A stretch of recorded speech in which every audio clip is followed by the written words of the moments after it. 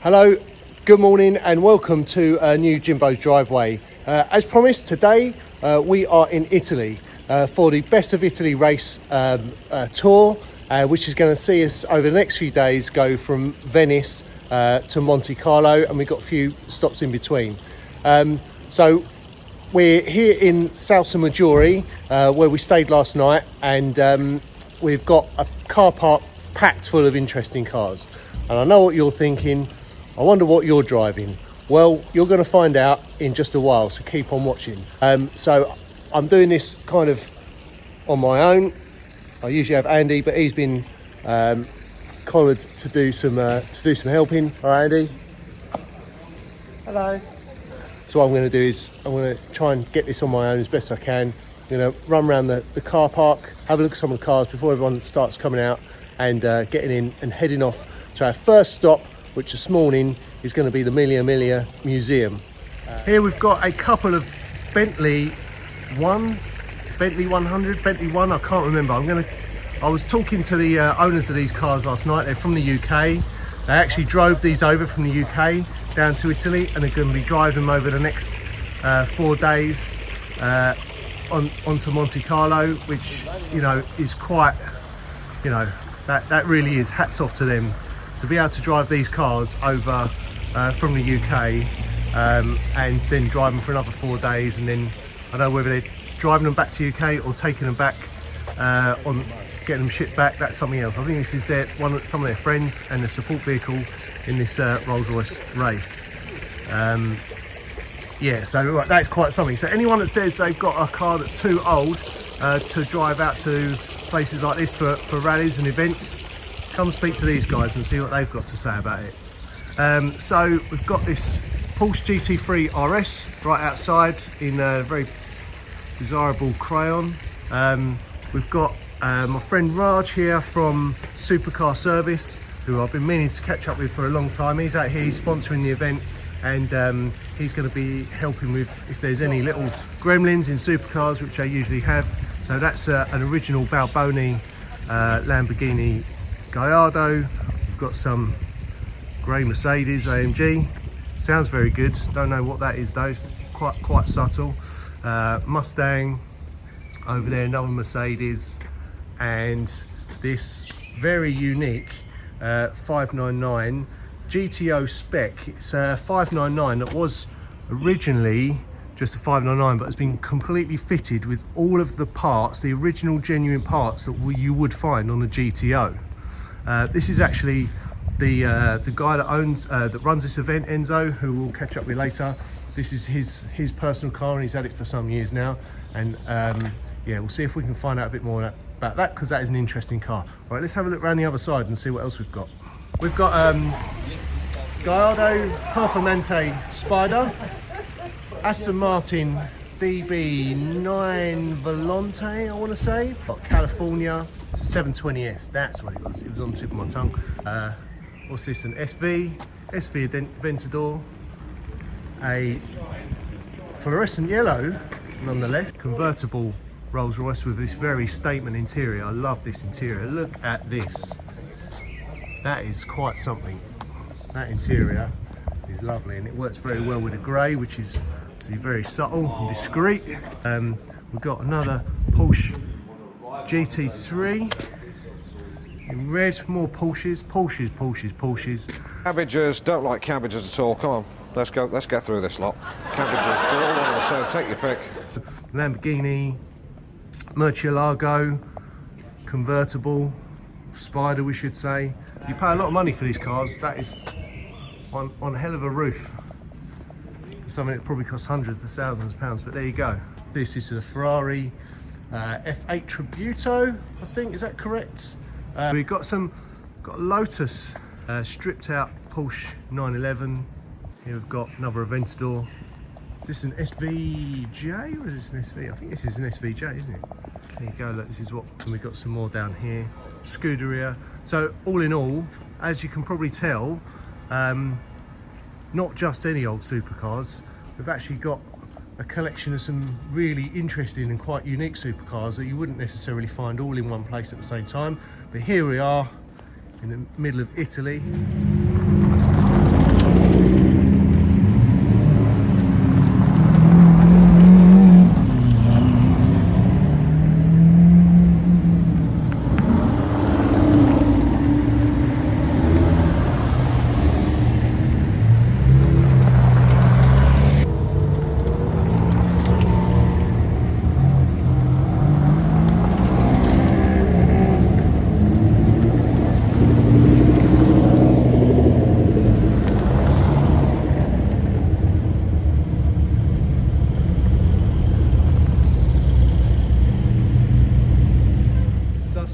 you'd find out soon enough what car we've got on this trip. And here it is, the Zafira Life minibus. It's got some sort of diesel engine in it, I don't really care. It's got 7-speed manual gearbox. And look, we're taking the luggage. Yeah, we're actually on this trip as the bus boys. I was hoping to bring the Jag out, but when that became apparent that that wasn't going to happen, I didn't want to miss out. And Enzo said, well, I've got a job for you. If you want to come out, we can get you involved in the trip if you help out with a couple of jobs here and there. I said, that's fine. And here we are. So we're shifting the luggage. All the cars are gone, as you can see. And we're going to be heading straight off up to the Mille Miglia Museum, meeting the other cars there. Oh, anyway, there you go. If you thought I was going to be bag myself some sort of Italian exotic, not today.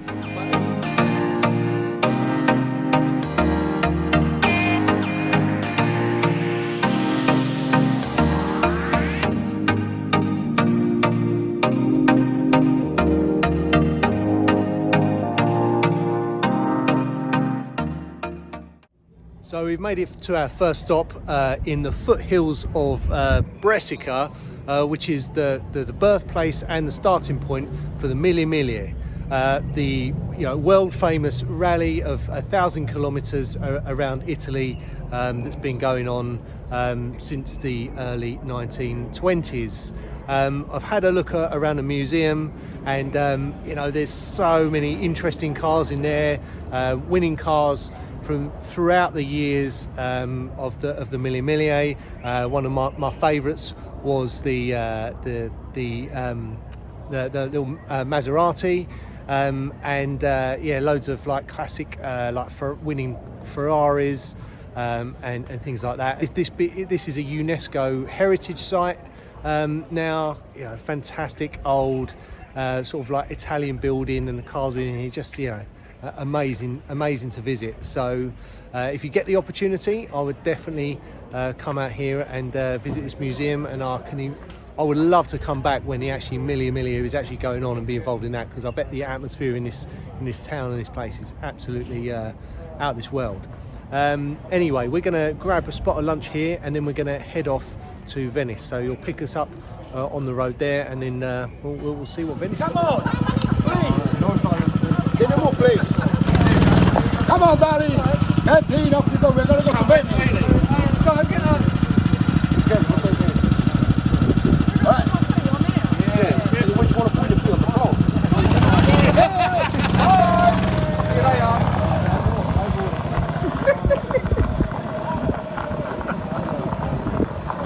See you at the next stop.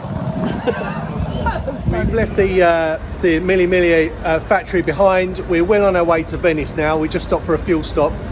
We're actually supposed to, as one of the support vehicles, supposed to be ahead of the pack. We thought we was well ahead of the pack when we left. We stopped for a quick bite to eat and a fuel up, and lo and behold, half the pack have caught us up and now in front of us.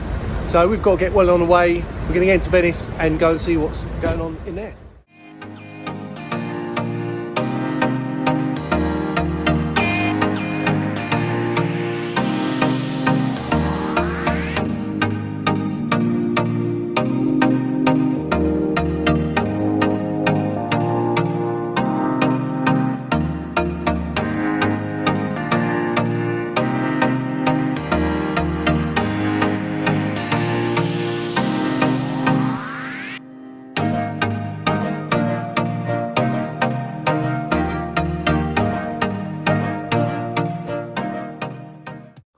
Well, morning, it's day 2, and we are still in Venice.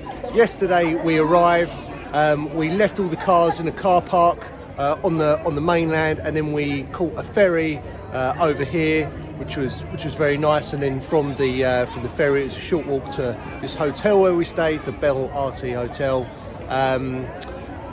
We had some prosecco and like reception drinks yesterday when we got here, which was very nice. And then we headed out for a walk around to see a bit of Venice. Enzo took us on a guided tour and showed us a few bits, finishing up at a restaurant where we had a very nice meal. And then we was able to head out for the evening. So we went to a very Venetian restaurant and had some lovely classic like Italian food, and then ended up in the very un-Venetian Hard Rock Cafe. Anyway, we're gonna head off, so you will catch up with me again when we're on the road and we've got some miles planners. Morning, Andy. Morning. Morning. And yeah, we'll see how day 2 goes.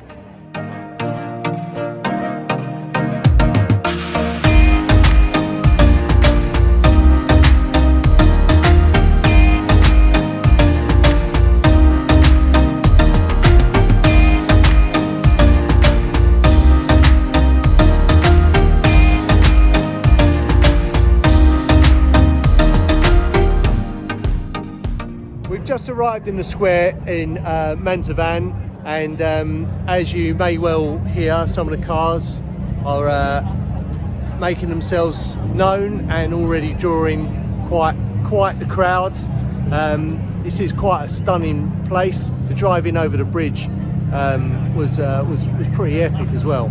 So we're going to have a walk around the town, but I'm going to focus on the cars, see if I can catch up with some of the drivers while we're stopped here for a little while, and have a look at them. So let's go and have a little look around this lot. Look at that. That's quite a car park there, and look at that crowd forming already. People over here, they absolutely love their Italian supercars. Even though most of them come from the UK, they don't stop it. They absolutely love it.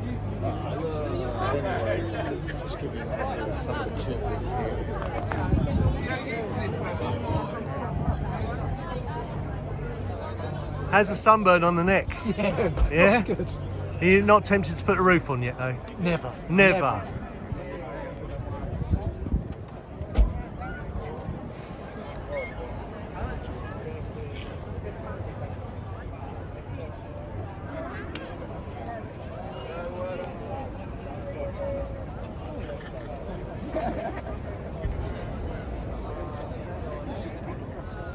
Well, it's now nearly the end of day 2 of the trip. We made it to Cremona.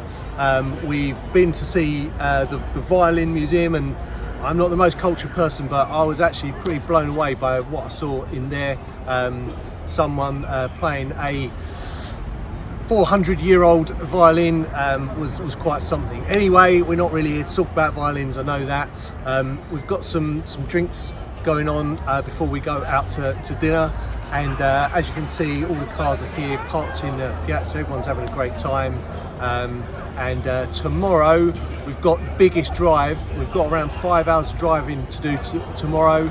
We're going to visit Portofino, and then we're heading to San Remo for the overnight stop. So more to come tomorrow, and yeah, let's get on and enjoy the rest of the evening, and we'll pick up tomorrow morning and see what's going on there. Well, morning, is day 3, and we're just setting off from Cremona. Fantastic evening last night. We had dinner in the Violin Museum. Food in there was absolutely fantastic. So good that I didn't bother getting my phone out to film it, so you just have to imagine what it's like. The car's got the jump on us this morning. We had to load up the bags, but we are en route now to Margherita, and then hopefully a boat trip to see Portofino. So we're going to have a look around there, and then we're off to San Remo for this evening. And there's some more interesting driving roads today, so I'll be catching up with some of the others later and finding out how they've enjoyed that. Anyway, that's it for me. We're going to charge on down to San Margherita and meet the others. After a couple of hours drive through some fantastic roads and tunnels and what have you, we weren't fully appreciating them in our minibus, but even so, we put it in manual and made the most of it. And yeah, we actually beat some of the other cars here in the end. So we're now at San Margherita. Stunning views and landscape. All the cars are here. There's now going to be a lunch stop in the restaurant Alfredo behind us, and then it's to go on a short boat trip and see some of Portofino. So yeah, we're here for a couple of hours. As ever, the cars are drawing quite the crowd. Everyone seems to have really enjoyed their driving today from speaking to them. The Bentley's arrived here needing to do some running repairs. Looks like they had to change a tyre, but that's all part of it. But yeah, some stunning roads and scenery here, some of which hopefully we'll be able to cut in over the top of this and you'll see. So I'm here with Raj. Raj is from Supercar Services in, where is it? We're in London. London. We call it London. Yeah, he's one of the sponsors of the event and has been involved in Best of Italy as long as me. Because it's actually, I introduced Raj to Enzo in 2016 when this whole thing all started, and you've basically been involved ever since, haven't you? Started off as an idea, and we then sort of all got together and just, put everyone together and made it happen. And here we are, 2022, still at it, still going strong, and make sure you join us on the next one. Be ready. So, Raj, tell us a bit about this car in particular, because I know this has got a bit of a story, and yeah, give us a brief rundown of this car, because this gets so much attention, not just for the livery, but because of the noise and just the look of it. It just sets it apart. So, Absolutely. What's the story of this? So this car is a Valentino Balboni edition, one of 250, and also one of one Super Trofeo, fully modded, lowered, tricked out, really loud, and in your face. And it's also our support car, so we use this car in a lot of the tours, and like we do with Best of Italy, we support the tours technically, so if there's an issue, we can look into it and keep going. So no one's ever left behind. So if you follow us down, we'll show you how it starts. So here is, so that there is the plaque. Okay, so this is a Valentino Balboni edition, LP550-2. That means 550 horses, two-wheel drive. Although this is pushing nearly 610, two-wheel drive. Right. So it's a bit of a handful. It's great fun. I mean, it takes a bit of getting used to. It's a bit not sufficient back bit, but it's all just correctly balanced. Yeah. And then this was Valentino's German launch car. Wow. So yeah, this sort of found its way into me, and we then ended up just tricking it out. So we worked with OZ Racing, lightweight magnesium rims. We've got EBC super sport brakes on it, brake kit, tubeless floating. We've then also got Olin's race suspension on it, Super Trofeo aero body kit. It really helps with downforce. It really does make a difference. And what's this signature? We've got something scrawled on the back. Is that just graffiti, or is that actually? Well, that's Fabio's graffiti, and that's Fabio Lamborghini. And Fabio is the nephew of Ferruccio Lamborghini, who also loves this car. Yeah, and because he was at a previous event, Best of Italy event. He came along, and he loved this car so much. Yeah. We launched the car. We launched the car in I think it was 18. 2018. Yeah, 2018. We finished building this, and we launched it at the event in Casella Quattro. Because you rebuilt it from scratch, didn't you? Yes. Because when we met in 2016, you said, "I've got this really special Balboni, but I've got to rebuild it. It's in bits." Yeah. So we rebuilt the car. Only because it had a light crash, and it needed some work doing. So we repaired it all and put it together. And around about that sort of time, I was looking for loads of tricked out bits, and we ended up doing this to it. So we thought, you know what, if we're going to do it, let's go wild and let's make an aggressive ball. Yeah. So here we've got Valentino's signature in the back here. Got Valentino's as well. So that's Fabio again. Fabio signed this as well, and that is Valentino Balboni. So he has approved, and he's really happy because he knows the history of the car. Being his launch car, he spent a lot of time with this car as well, and I'd say it was destined to be sold off as scrap, and we couldn't let that happen. So we brought it back to life. And just for the viewers, it wasn't so bad that it needed chassis work. It was literally just panel work. So it was worth doing. It was more a cost issue at that point, and they were going to write it off. So we said, you know what, no, we can't let that happen. So we brought it back in, and actually it's a 101. And when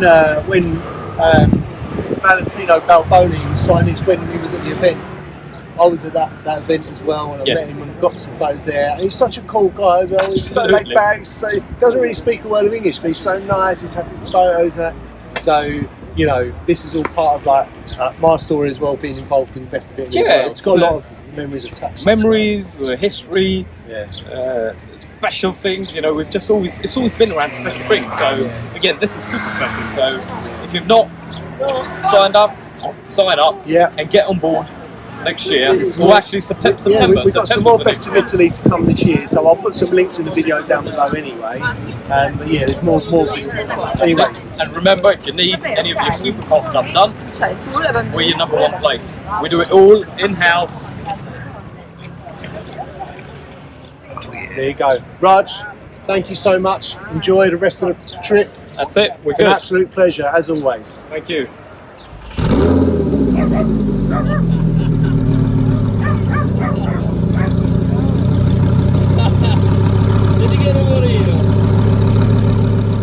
Well, after our boat trip to Portofino, it was foot to the floor all the way in the minibus because we had to beat all the supercars to the San Remo Hotel. And we did, which just goes to show you don't need a supercar to make good time. Anyway, one of the Bentleys did suffer a problem en route, and although Raj took a look at it when he got to the hotel, unfortunately, that was retired from the event. That evening we had a gala dinner with some more fantastic food fare, and everyone was able to unwind for a while before we got ready for the next and the final part of the trip to Monaco the next morning. Morning, it's day 4. It's actually the last day of the trip today. We've got a visit to Monaco. As you might be able to see, it's 8:29. And last night was told that it's 8 o'clock meet for 8:30 departure. Somehow the memo must have got around to everyone else because at 8 o'clock sharp, I heard a load of cars starting up while I was still getting ready, just getting ready to leave the room. And by the time we got down the stairs, this is all that's left. There were a couple of other Ferraris here, they've gone, and what we've learnt is that all the Ferrari drivers like a lane and everyone else seems to get up and get out. But we don't...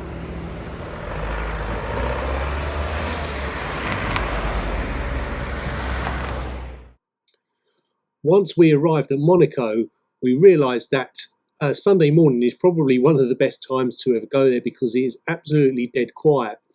And with the Formula E and then the F1 Historique and the F1 in weeks coming up, the track was almost completely laid out and ready to see those races. So we got to have a sneaky drive around the circuit, which is, you know, largely public roads, and have a taste of what it's like to go around the Monaco Grand Prix circuit. And you know what fun that was. It's my first time visiting Monaco, and to be able to drive around and see this course from the point of as a passenger in a vehicle, even be a minibus, it was quite something. It really was. I really enjoyed it, and I would absolutely love to go back and see a Grand Prix and soak up the atmosphere of an event going on here because it must just be amazing. Yeah, so there we go. And as we go around this corner, we will be going through the infamous tunnel. And I remember many a time watching the Grand Prix and hearing the cars as they go through here and the intoxicating noise it makes. I could only imagine what it must be like to be there and witness that. But anyway, we felt very lucky to be able to get a chance to go around and see the circuit, something that definitely is checked off the list of things to do. And should you ever get the opportunity, I would definitely recommend it. Hopefully next year, Best of Italy Tour will be visiting this route again. So if you would like to get an opportunity to get on board, then follow the link down below to the website, get on the mailing list and get involved with Best of Italy Racing Tours. And there we go, as we come out the tunnel, that famous sight we see of all the buildings in Monaco. Well, just by pure chance, we managed to meet the others on the circuit of the Monaco Grand Prix.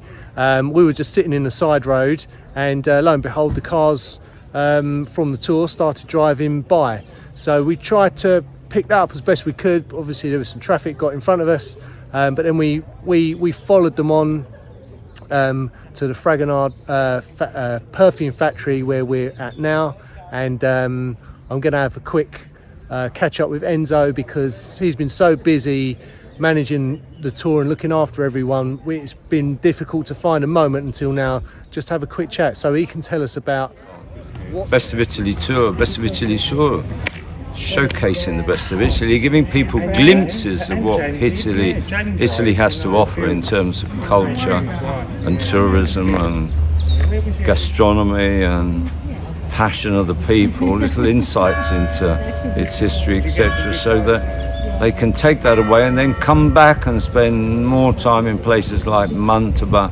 and Cremona and Venice, of course, and Fragonard, where we are now, the history of perfume.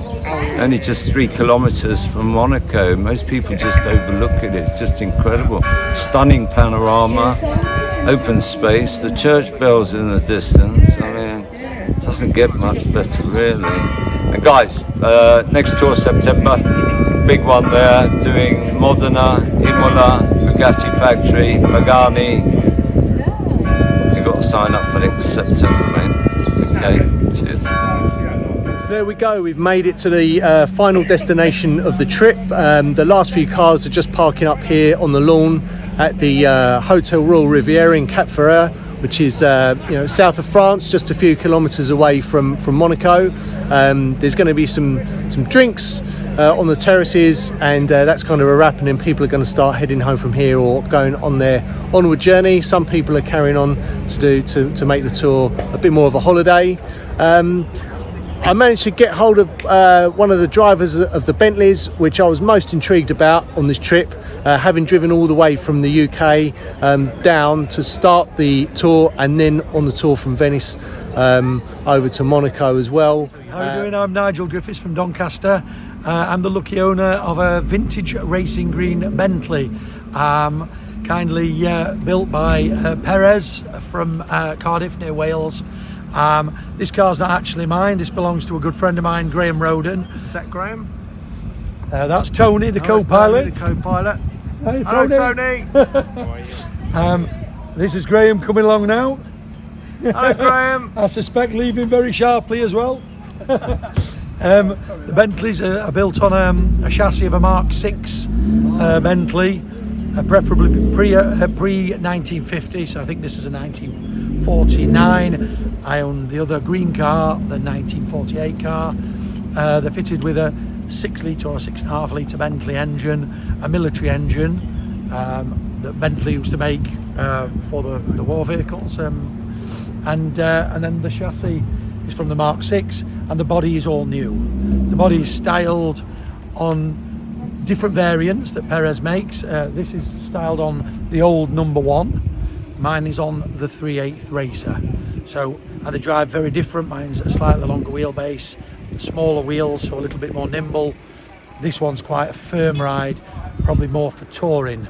Graham spent quite a lot of time preparing this car with specialists for the Peking to Paris, which he'll be attending next year.